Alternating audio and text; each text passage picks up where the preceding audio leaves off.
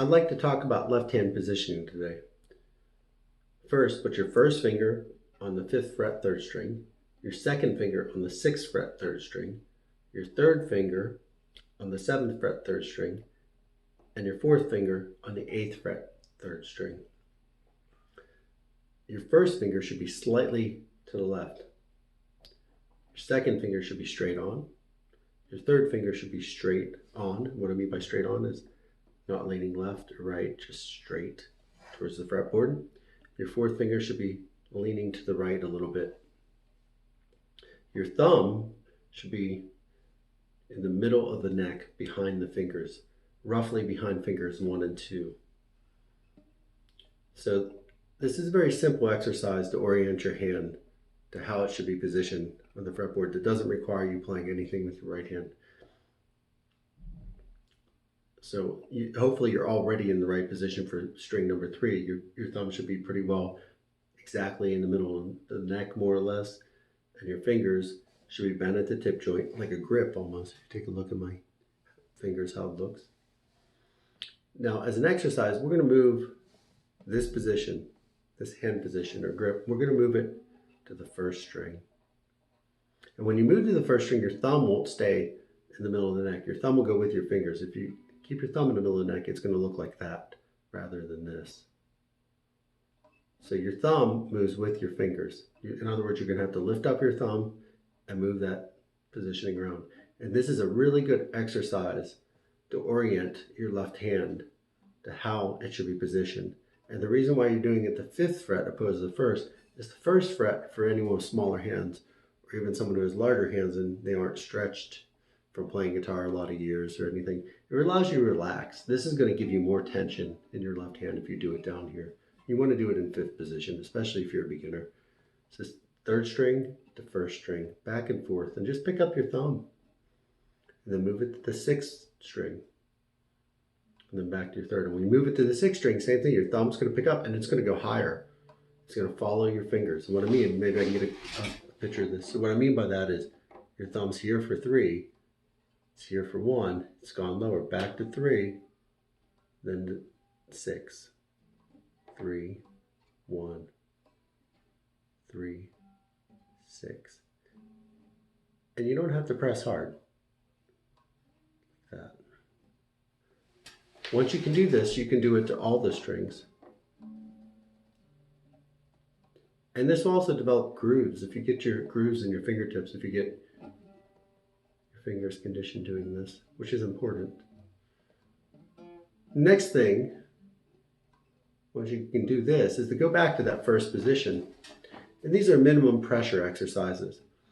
So you want to play a note. And most beginners press way too hard. So you're going to play a note. And you'll hear the note ring. And what I want you to do is I want the string to lift your finger off. You have to relax the pressure of the left hand so it feels like the string is lifting the finger off the fretboard until it buzzes. There's a sweet spot, like a break, that you can hear it. And if you stop lifting at that point, the note will continue to ring. Let me demonstrate with finger 1. Hear the buzz and how it continues to ring. It should feel like the string is slowly lifting your finger off, slowly lifting it off. You can see, and I relax the thumb and I relax the finger, and it feels like the string is pushing the finger off. You hear the buzz, but it doesn't break. The sound doesn't go away. It doesn't do this.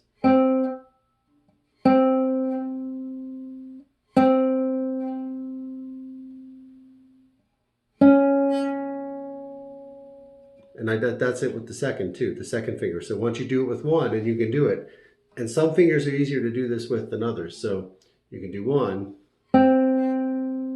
then 2, and let's say you do 2 and it's like this. You're going to stay at 2 until you can get it every time. It's like when I was a kid, I would fish with my dad, and when you take the bobber off and you kind of feel the line and the fish hits the line, that's what this feels like to me. It's a feel, you know, it's something that Once you get it, you know what it feels like. And it teaches your hand to relax when you're playing longer notes and in between notes. It's a great exercise. Same thing with 3. And then 4. See how it rings? It's wrong if you do this or this. That means you're lifting up too quickly. Or if you just, the note just rings. When you relax your hand and your thumb, when you relax the finger and your thumb, and we'll do it with like finger 3 this time, you hear that buzz, and then you just maintain that pressure. And that's the minimum pressure you need to sound a note. And that's a very important ability and tactile sensation you want to develop to be able to play in a dynamically relaxed way when you play an instrument, in this case, the guitar. So the other thing that I've seen people do that it doesn't work for me as well, it would work, I suppose, is to do it the other way. You just play, this kind of like.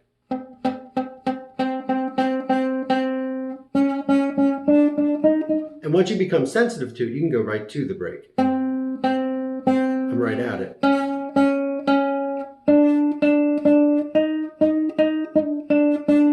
You hear the buzz in every note.